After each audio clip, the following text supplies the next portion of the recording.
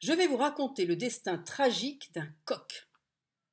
Au sommet d'une butte, un coq s'égosillait et tapait impatiemment de l'ergot. Il préparait depuis des semaines le grand discours qu'il déclamerait devant la basse-cour réunie et acquise à sa grandeur. Il rêvait chaque nuit de ce spectacle idyllique. Il voyait les poules dévouées, les oies et les canards, le bec ouvert d'admiration servile, les cochons, ses meilleurs partisans, criant leur enthousiasme aveugle, le cheval un peu vieillissant, mais si touchant avec son sourire protecteur, et les vaches lourdaudes, mais si fidèles et toujours prêtes au coup de corne en cas de danger. Dès le soleil levé, après un cocorico énergique, il répétait son discours. Il s'envolait dans un lyrisme chavirant. Les ailes ouvertes, le port de crête impérial, il dosait les décibels pour ne pas trop donner dans les aigus et risquer ainsi de perdre de sa superbe. Mes amis, mes compagnons, mes frères, oh, quel beau début, il en était tout ému. Il savait qu'il pouvait les flatter, leur servir une soupe onctueuse pour courtisans affamés. Tout en poursuivant, confiant dans la puissance de sa parole, il s'aperçut qu'il n'avait pas prévu un seul mot pour la gent femelle.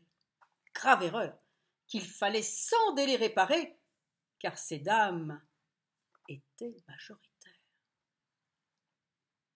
Qu'à cela ne tienne. Rendons un vibrant hommage à nos sœurs, nos filles, nos compagnes, dont l'intelligence, le courage et le dévouement sont l'essence même de cette basse-cour. Il entendait les acclamations. Et le grand jour arriva. Notre coq avait brossé ses plumes, ravivé sa crête et lustré son bec. Il se dirigea vers la butte, qu'il gravit d'un pas tranquille. Il atteignit le sommet, la tête dans les nuages, le regard perdu dans l'horizon de son prochain triomphe. Il ferma un instant les yeux pour goûter son bonheur. Ses partisans idolâtres devaient déjà se presser au pied de la butte, mais le silence soudain l'inquiéta.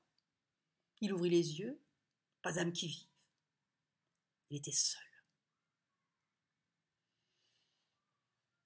Il se rassura rapidement, il se dit, mais un malentendu certainement, un malentendu, une erreur de communication sur l'heure de la réunion. Ah non, non. Ils étaient en retard car il lui avait préparé une surprise. Soudain, il discerna au loin une foule en mouvement.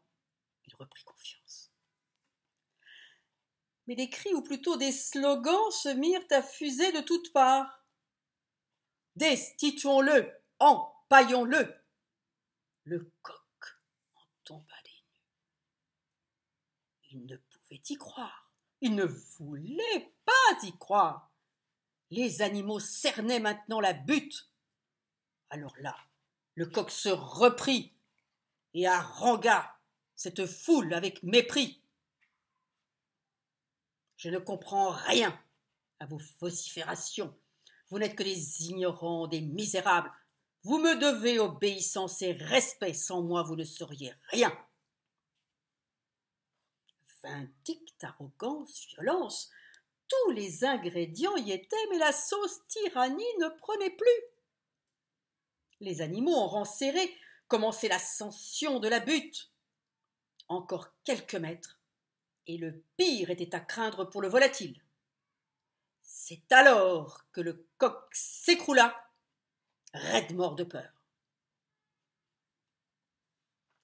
Hurrah! Hurrah! Tous les animaux criaient, chantaient, dansaient. Le coq déchu était à leurs pieds.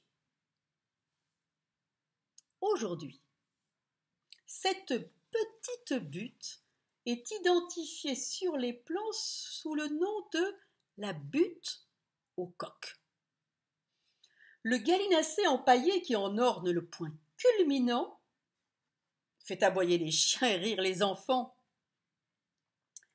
Seuls quelques animaux de la ferme voisine, lointains descendants des révoltés d'antan, connaissent la véritable histoire de l'empaillé de la butte.